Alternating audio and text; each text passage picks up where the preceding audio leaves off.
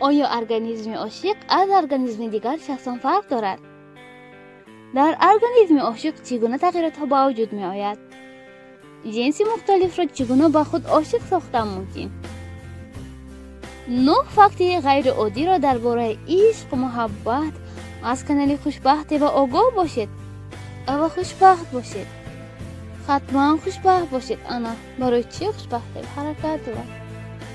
یکم، عشق در حدود بالای گرده. گرده با عشق چه علاقه دار از گفتنی باشید؟ اگر عشق ریاکسیون شیمیایی ارگانیسم می باشد که با تمام ارگانیسم تاثیر خود را می رساند. هنگام عاشق شدن حدود بالای گرده گرمون های رغبت و ترس را حاصل می کند. گرمون ادرنالین دلزنی را تیز کرده گردش خون را بلند می کند. گرمونی کورتیزول باشد حاصل شوی گلوکوز را زیاد کرده ارگانیسم را با قوت تر می کند. از سبب زیاد شدن گلوکوز در ارگانیسم عاشق و احتیاج به خوردن خوب کم حس می کند. عاشقان خوب نمی کنند. این چرب ها را نیز تجزیه می کند. از همین سبب هنگام عاشق شدن انسان تیز خراب می شود. اگر به زودی خراب شدنی باشید عاشق شوید، توصیه می کنم. دوم، عشق با اکسیتوسین. گرمون اکسیتوسین در معاینه ها حاصل شده در بین زن و مرد با همدیگر آمیخته شوی و مهر را به وجود می آورد. تنها با کمک این گرمون زن و شوهر می توانند خانه‌داری خود را در سالهای طولانی دوام کنند. هنگام با همدیگر زیاد وقت گذراندن، صحبت‌های دور و دراز با حاصل شوی اکسیتوسین شرایط مهیا می کند. در بین زن و شوهر آغوشگیری خیلی خوب نتیجه می دهد. عائله هایی که در آن زن و شوهر همان روز یکدیگر را به آغوش می گیرند قریب هیچ وقت جدا نمی شوند. خلاصه از آغوشگیری همسر خود هیچ وقت خودداری نکنید. سیوم، عشق با ادرنالین. ادرنالین در حدود بالای گرده حاصل شده دلزنی را تیز می کند. اساساً ادرنالین هنگام موجود بودن خطر فعال می شود. مثلا سگ شما را می سراند، شما از سر خیلی تیز می دوید که در حالت عادی با چنین قوت دویده نمی توانستید. از سبب تیز زدن دل انسان چند مرتبه با قوت می شود. این با ما لازم است که هنگام حالت‌های فوق‌العاده زنده ماندن خود را تامین کنیم. این با عشق چه علاقه‌مندی دارد؟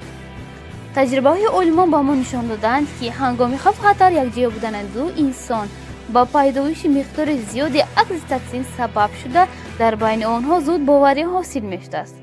از همین سبب در واقع اولین جنس مختلف را با اتراکسیونی دهشت‌آور تکلیف کنید.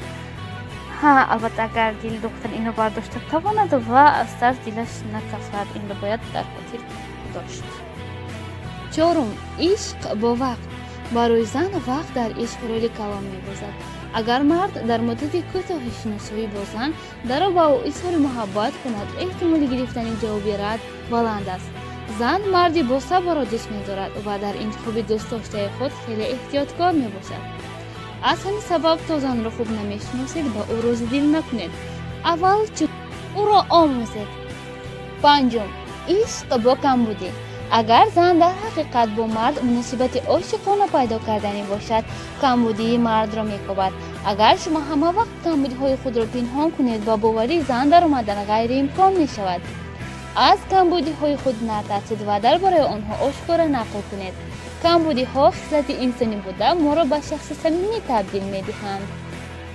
ششم، پیش از خواب به یاد آوردن. هر یک دختر پیش از خواب رفتنش درباره شاهزاده آرزوی خود فکر می‌کند.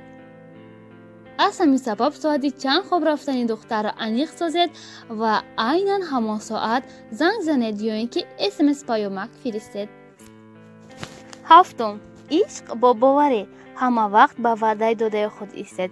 مثلا با او گویید که بعد 1 ساعت زنگ میزنید، عیناً بعد 1 ساعت حتی 1 دقیقه دیر نشده زنگ زنید. چقدر با گفته خود صادق بودنتان او را به خیرت گذارد.